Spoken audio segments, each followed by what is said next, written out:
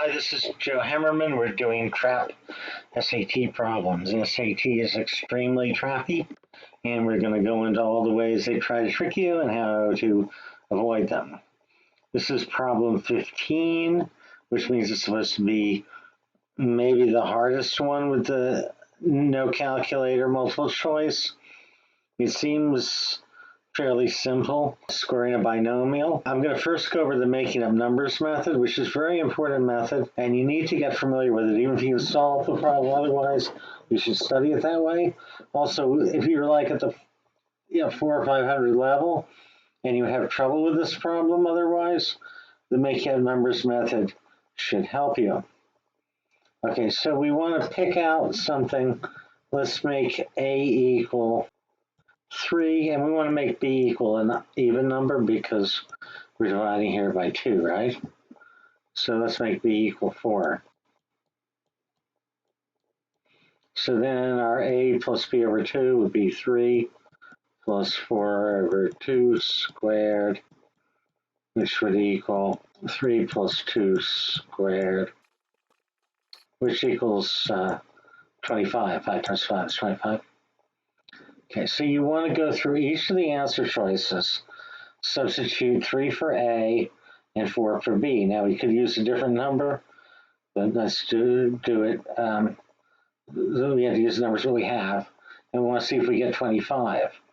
So we go into A, and we would have 3 squared plus 4 squared over 2, which is 9 plus 8. 16 over 2 is 17, which does not equal 25.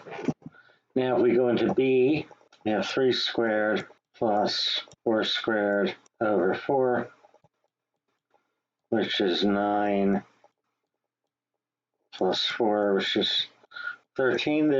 Not quite right, not 25. Now we can go to C as in cat, and we would do 3 squared plus 3 times 4 over 2 plus 4 squared over 2, which is 9 plus 6 plus 8, which is 23, pretty close to 25.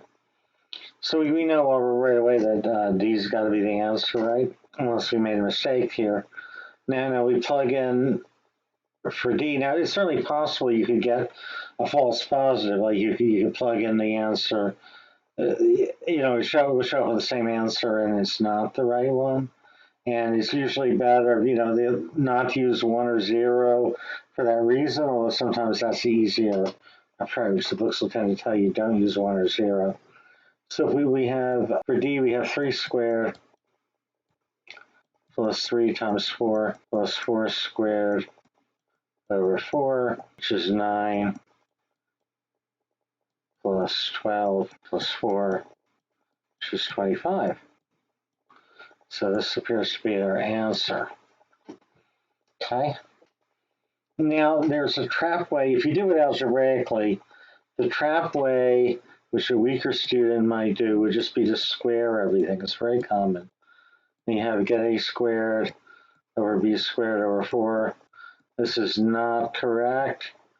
And it's like if you had 12 squared, that's not equal to 104. You have to look at the middle terms. There's a 2 times 10 and 2 times 10, so we get another 40, and so it becomes 144, okay?